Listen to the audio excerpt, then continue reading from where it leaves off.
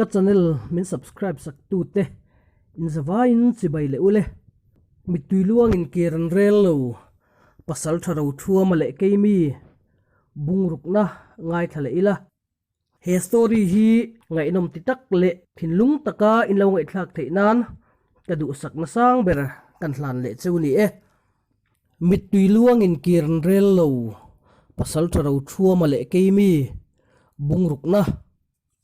Rothuama ril ru chu buai to sana kalain tlangau pa thuron puan chuan ati buai le zual sau mai anu chuan oi tu nen nge mo an phur dun reng le awahan zia lo thin te lul em khonom lo te lul ne na thingte han phur reng taya engtin nge mo kan ti ang le ale le lama han tul tak em mai chu alo ti ve chu la Rothuama ril ruha le buai chu avei tun ngawa adu biak na po chu hreom po ina lang lo ching ma mi chuan to sula tok nge ni anga ama du thu reng wanga holo ti te ahan ngai tu a an thing phur ho ni te ahan ngai tu akira ching ma mi hi mihring po ani chi dori moni le ti te thleng chuan angai tu azuya ril ru boina kalain anula chuan alo be boi vereng mai boxi a ale lama ril ru boin tur hlir ani mai engpo ni se kunga kharon lut le phot te se engti tur nge po khriat big lo hi amakle mai tun lai ka boruak ton chu di in anu biak na chu a han changa revak lova akunga po aron lut ve ngal maya kha tlangau thu puan chu awan zia lo em aron tilut ngala Rothuama chuam aningot mai engtiaro hanrel tur nge po min ti hrelo zual tak zet ani engtin nge ni tanga yang le thian pa ti in a han rona kunga chu angoi wanga kawa hre mai big lo em ale lama in lal fanu meu alo ni kher boxia engpo ni se zanin chu khodang a hoi theilowa ngai photila naktuk lamin hrilsela ani deuh ber mai lo mo a han ti a Rothuama chuan ni e chu ka ngai dan chi ani kan siam nge ti le tho rual ngala kunga chuan tlangwal te chu ka bang thei big nang le ti te azui po gen zui chuak kha ta lom ti in ain siam ve ngala anin siam pe chuan lalin lampanin ain zui chuak ta ngal boka lalin kota chuan an lo tam na sa to maya lal le khon bol upa te chu ron chuakin an lal pa chuam afanu chu tu nen nge an chua dun an hriat lo thu te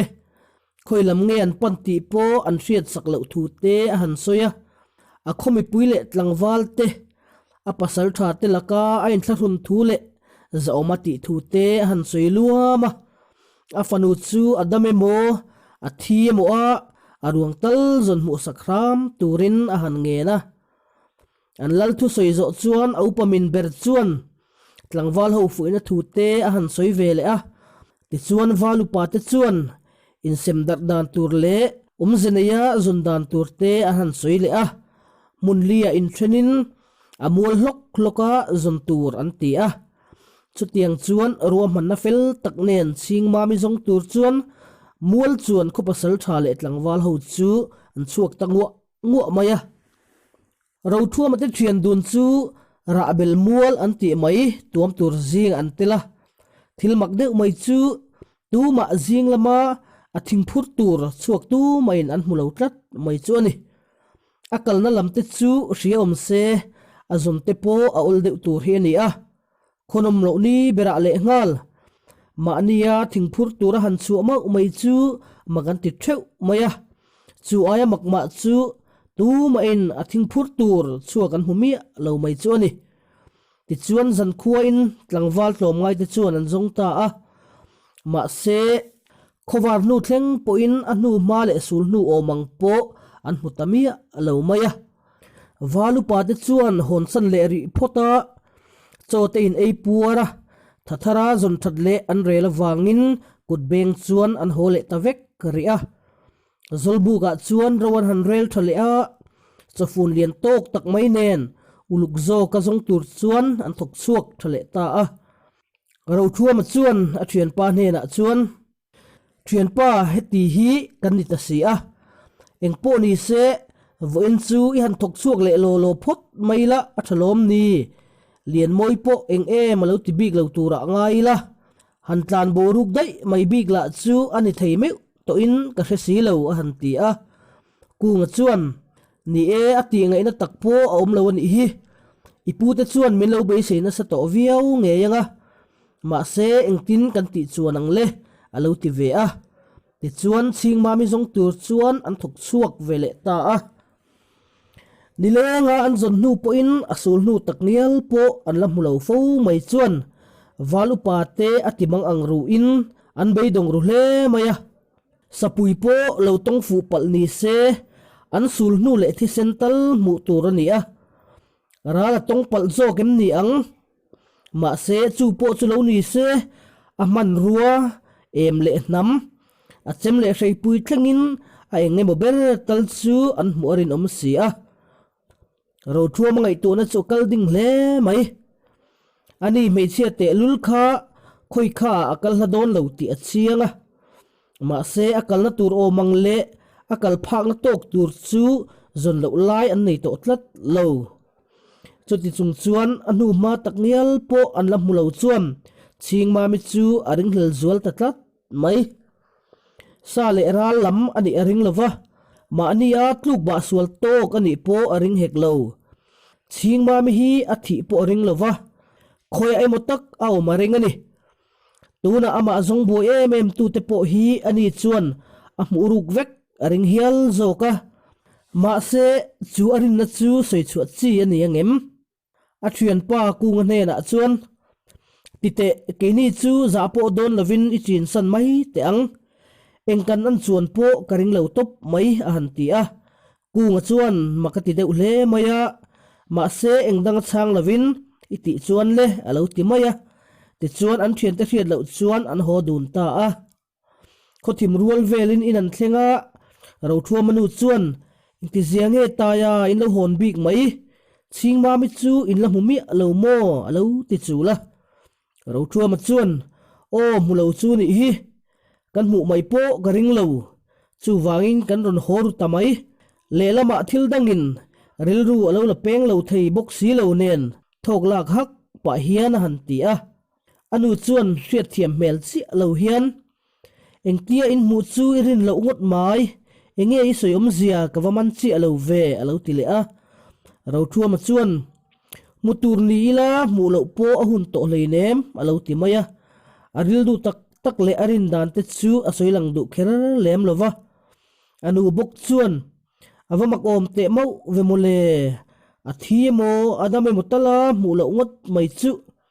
tuilian la kan I si lo chuan ala ti rama Rothuama soidana khan enge mo ngai that lo na ruk le hriat thiam lo anei tlata ma se arulang rota han zo chu a hre deuh si a pe hel devin han sui kwal vel ani ani le ipu te khuwa chuan ivakal le mai don ti na nge a han ti a Rothuama chuan ka kal lo chuan kapu alung ni lo lutuk don si a lian moi chin la kan se bok si lo zan khat mit chin po lo tok mai the ni a ma se kan din hun hian azir ngang si lo ani hi a han ti a anu chuan ani ngot mai ni ifarnu ve tho ani a chutia nangma ngaya lam na che chu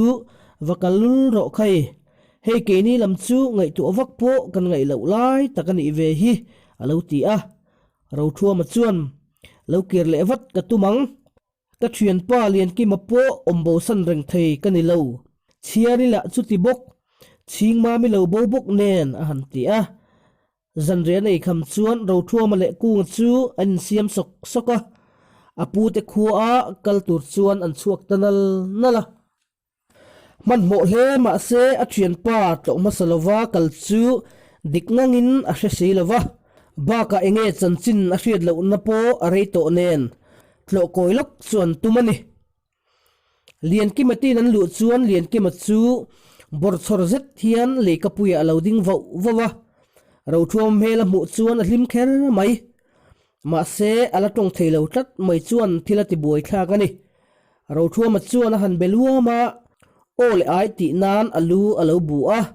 thing le mai thin boka Rothuama chuan apu te khu a zin le lok angai thut thu a han soi chuan lian ki ma chuan alo ui na samaya mu thei hian choble chilin a mel alang nga la soi chuak thei pheise chu kal lo turin a thlem na savia vinarin om eng ma soi thei lo chung po chuan angui ngal roi maya chu Rothuama po ina mu mai lo alaina tem ema kal ve tura han som ngot la chu thil dik ni thein a si lova som chi asila chuan ranglu tukin alu abungal mai don ti achiang ani chuti khop chuan lian ki ma po in Rothuama chu angaya a han jin bo le tur chu hreoma tinge mai Rothuama la in angai tu aboka a kalsan hre ngang mai ma se alo thei miau si lovale ti chuan in ngai tak chung chuan anin mangtha tari phot maya Rothuama le ku kalta chu an lan thei chung zong lian ki ma chuan a thlir vong vonga a thian pa chu angai nge mai alo leng khat to ringot ma alo vuiruk to te lul nen le an liam hnu chuan aruak huai hian a hria a khua a har nu veng mai Rothuama te kal liam ta chuan man mo takin an kal moka kalkonga po in bemi lovin an kal mop maya sakai luan thlen thleng chuan a in be ei lo reng sakai luan thlen chuan an thu chol tawang wanga kung chuan thian pa iril ru kal ding om hle mai mo zo du che po kanga viawa ma se iril ru ti buai ka hre deuh si a ka bedu talo che ni kha a han ti a Rothuama chuan mai thina che hetatang hi chuan man mo vak to lovila kalpa in kan ti don nia kei po zo du che chu ka nei nual mai alo ti ve boka kunga chuan ani le zoi o in kan kal le don em ni ang alo ti a ti chuan an kal tan le ta a ti chuan ti bot chung chuan an kal le ta a thui po an kal ma in kong chak lama na thil ra ri riap thom an thriat awang chuan an hoi chhorual thota an rin lo le be sei lo lutuk mai thil an muta mei che pakhat an mani hnung chhon zong kal hi an han mutatlat mai le Rothuama te pahni chu an han in en he ho a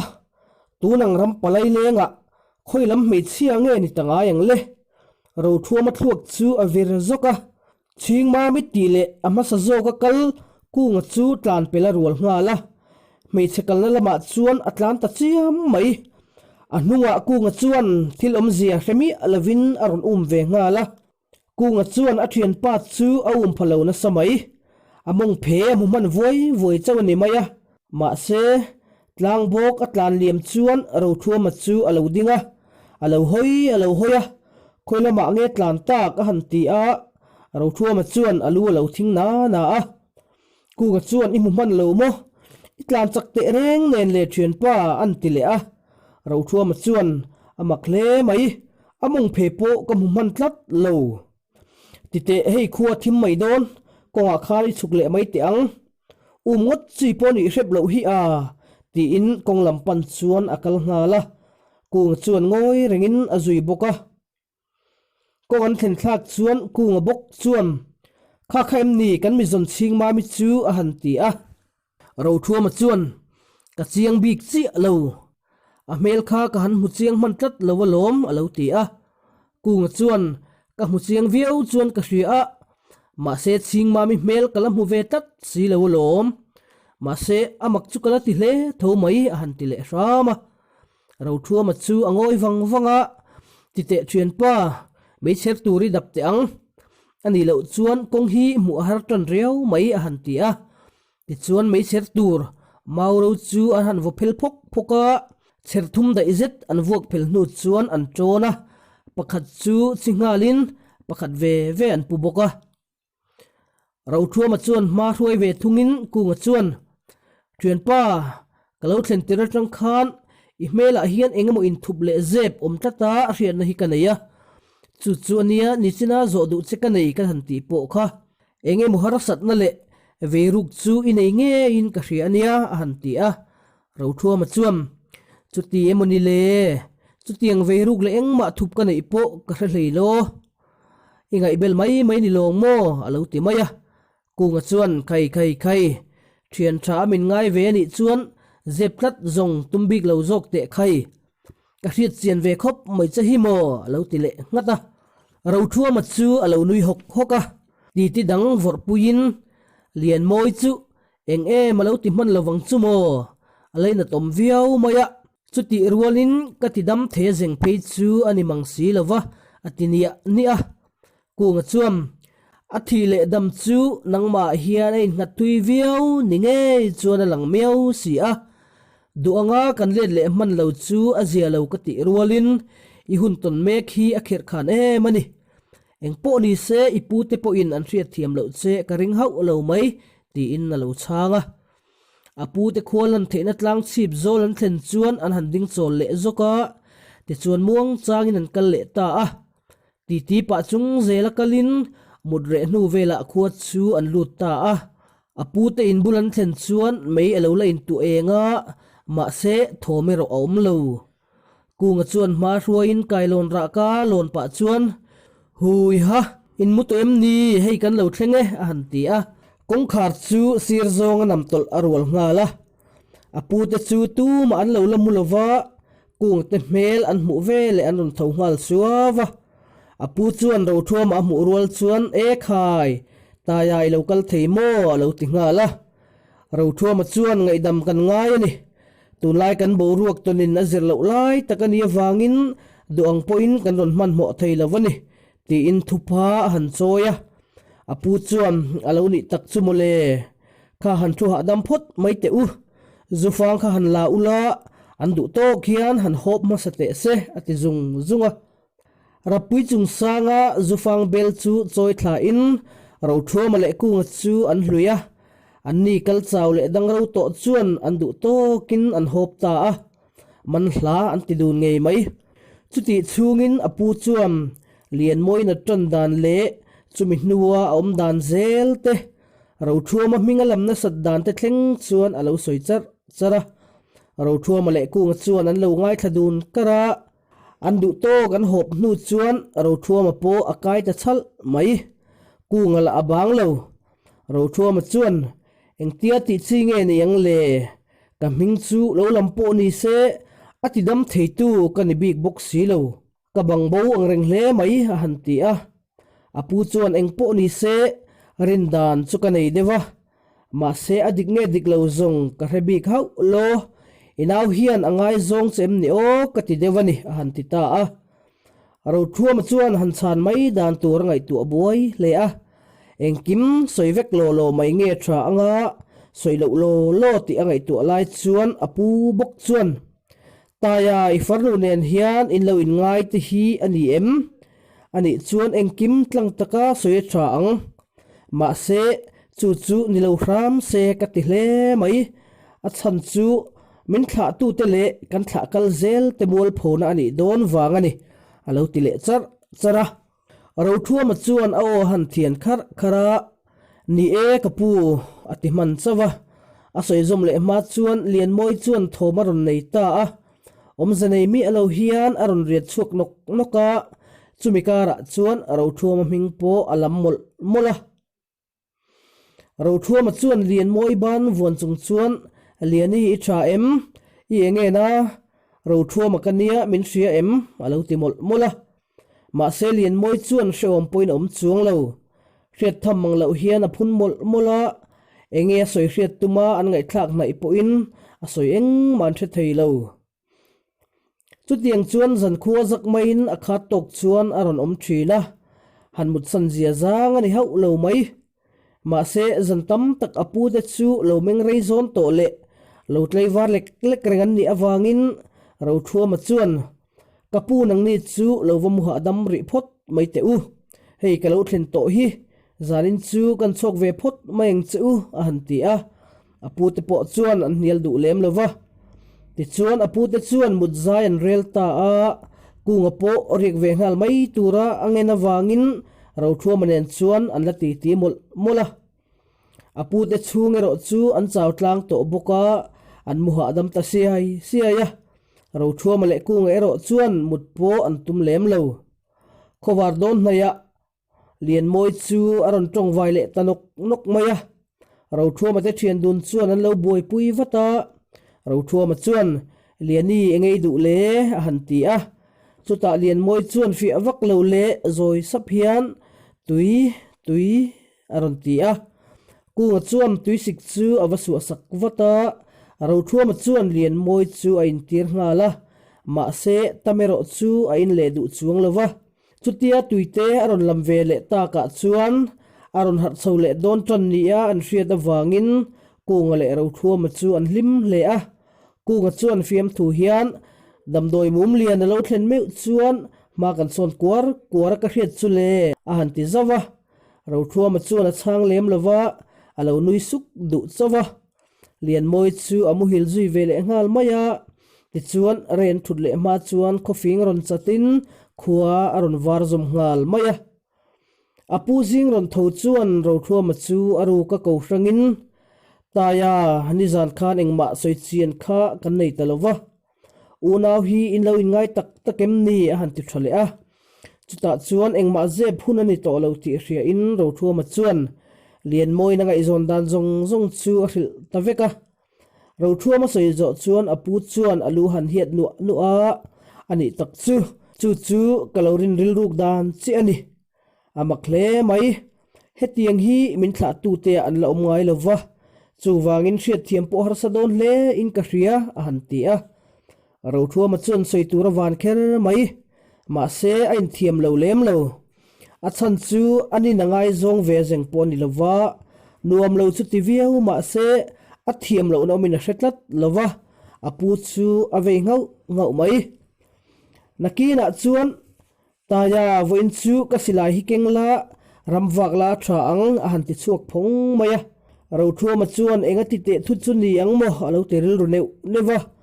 ma se apu jok chuan sakhi patoi kher ka han tumla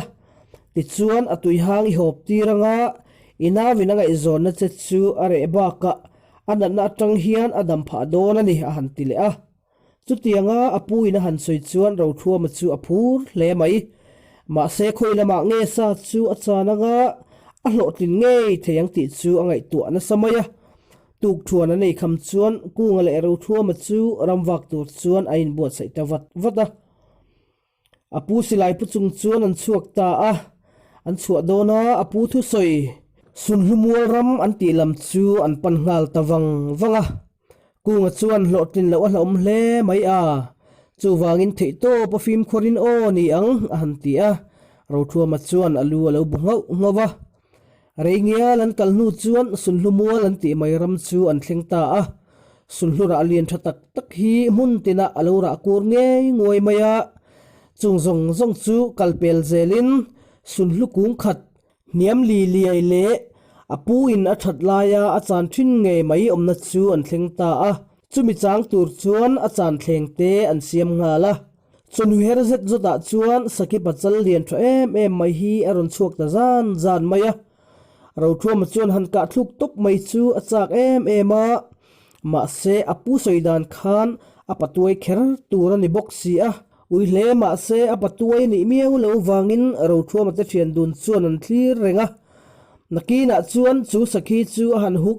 tuara a thian dang te chu ko ve ni om tak hian a hoile zak thin boka a chevel chu a fingin hriat thiam harngang mai nakina chuan le andin ang le be sei ang nge in sakhi patuai mam thazet mai chu aron lor ve ta zan maya ma se apachal angam lo ala om meaw wangin ala ron chuak thui thangam si lo Rothuama chuan alo nai hun nga kin a han tin le wang thina ma se ala thitlat mai box si a kunga chuan thian pa ikap to mai lo wani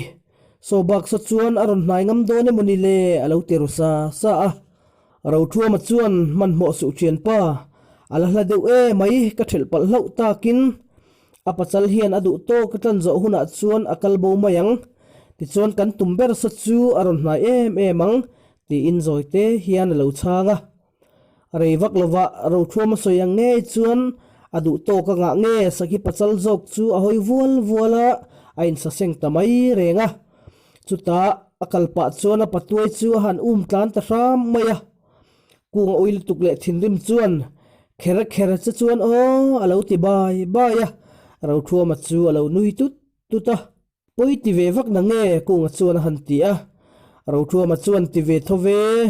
ma se lungai su arina tram em kha alo kal le har lo to pang alo ti a asoi ang chia chuan reipon nga ma in saki patuai chu aron lor le ta zan mai ma se ama ai khan atita tat maya ril tram view lo phaisela chuan aron hnai du po arinom to lo ahoi zak thina om dan amuang lo hle ti hriat mai Rothuama le kunga chuan alo hnai de hun nga kin an thlir dun renga ma se aron kal hnai thadu lo kher mai chuti na kalai chuan an sak mu theilo chin sia hian engsa ber kherin nge moni lungaron tilum tamaya sakhi chu ranglu tukin ahoi chuak nga la tlan chiat tuma ain herdon ta ka chuan Rothuama silai chu apuak thuaya sakhi chu tlan tur om talo kunga chu an tomna tang chuan aron zuang chuak nga la sakhi omna lama chuan tlan phein athi chiang nge chiang lo awa fi nga la ma se sakhi chu chetur lo om to lo hlau mai Rothuama dara ben thak pa chuan thrin pa ilo makhle mai han tingota Rothuama chuan ka van nei ni kha tlan kha atum tamai si a thel ti in kan kap roi mai ni kha ti in ngai tlom tak hian alo changa kunga chuam kalorin phak bak in reng mai kutbenga kan ho kha kalo hlau man viau asin ti in sakhi chu han toilet vela khonge imuang chang lo te ang sabop man tu ni mana kan akhong nge ti in asamhim lian thazet maya chuan akpuar talu a ti chuan ti bor chungin in lam an pandun ta a Rothuama ten in an thlen chuan lian moi po alo thu chuak pe to a Rothuama mel mu chuan a hlim em maya anu le apa mit mei ve na ngai si a Rothuama athlak lel na chu zeb le thuptum na sa hle ma se midang tan chuan haider har hle ang ti chuan Rothuama saka chu an siam nga la apu soi ang zelin athlut chu an fun sanga chu Rothuama chuan akut nge in lian moi chu abarta a lian moi chuan tuiti takin alem diaka ma se apa tena Rothuama sakhi tuai kher an ka tir na chan le an bar tir chan chu hreta se ai du kherangem ti chu hria thiam har takani zana chuan len po leng chuak lem lovin Rothuama le kunga chuan lian moi chu anom pui deuh chota lian moi pai ro chu thenom te na alenga anu in vuk cha chuma vil thunga ti chuan Rothuama te pathum chu zalen takin anin kom tlanga zana rei tak deuh nu chuan kunga chu atuk lama len le in tiamin atin ta a lian moi pa leng alo ho ve chi aboka ti chuan bot zain rel ta a Rothuama chu lian moi nu in chuata munna pha saka Rothuama chuan aril ru te in zanin chu aron in son to em lowang chumo atineu neva munmuna chuan an kholam rengot mai chu angai tuana oma a thian pa lian kimate chialte an lal fanu chingma mitele anu le afarnu chuan aril ru an lu ane le mai chiaridam lo kha engean to angti te chingma mi bola kha an mu to angem ti te chu angai tu na sa hle maya tin konglaka me che pakhat ram hnuai go kara an mu ngot la kha tunge ni theyang ahan mu thut khan chingma mi ni than khan a hria kha ni a chumi awanga ta chiam mai po kha ani renga ma se phak tur le mu zui tu reng om ta si lo kha angai na hrelo tak zedani an kaldona a thian pa lian kima mel le om dan te kha ahan mit thla le ta angai te chu ahan thalo thar le ri a ma se enge ngai that lo na ber tur tila chu a hria zeng po ani lo ma se aom chu atinuam lo tak zeta anu le farnu po angai tu em a an khotlang la an boilai tak alo ni rol veinen live ta kha han the chuak le zoka kha pa kha aom lo hlanin an khuwa alo zinang ti mol a hlawa a chan chu kha pa kha kom chian le adu mani tuna te hian khoya nge o mang ti te han ngai tu a tin athu soi zong te kha han ngai tu kir le a do ringot chu ani aring hau lo mai chu tiang ringot mai ngai tu chuan amut reng a chuak theilowa apu te nupa an nar bur to nuwa po ani chu ngaterep ang main alameng kar maya lian moi la amu hil nge mu hil lo ti hriat ni heksu athomare mak maya alomin makati ang reng hial mai chu wangin amut na chu han en fi hial adu pha ta a ti chuan athota them maya khati zong kha bungruk na chu alo ni le ta a bung sari na in lo ngai chang le theu don nia